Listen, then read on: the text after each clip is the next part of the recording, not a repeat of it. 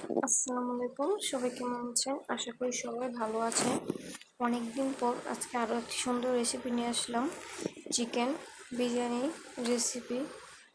প্রথমে আমি কিছু মাংস লবণ এবং মরিচ দিয়ে মেখে রেখে দিয়েছিলাম এবং তেলের মধ্যে মাংসগুলোকে হালকাভাবে ভেজে নিব। 5 থেকে 6 মিনিট ভেজে নিব।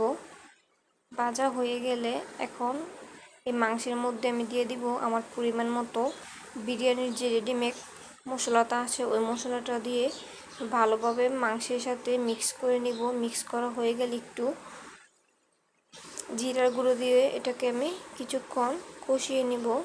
কষানো হয়ে গেলে এর মধ্যে দিয়ে দিব পরিমাণ মতো কাঁচামরিচ এবং সয়া সস এবং টমেটো সস দিয়ে ভালোভাবে মিক্স করে নিতে হবে এবং মিক্স করা হয়ে গেলে কিছুক্ষণ জাল হওয়ার জন্য রেখে দিতে হবে।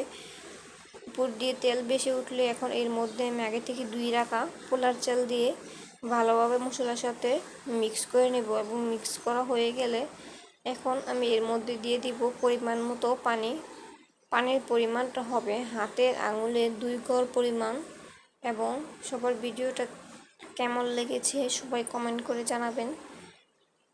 যেমন বিরিয়ানি পারফেক্টলি হয়ে গেছে, সবার ভিডিওটা কেমন লাগছে সবাই কমেন্ট করে জানাবেন। আল্লাহ হাফিজ, বাই বাই। এবং পরবর্তীতে কী ধরনের রেসিপি চান সবাই কমেন্ট করে জানাবেন। আবার কে কোন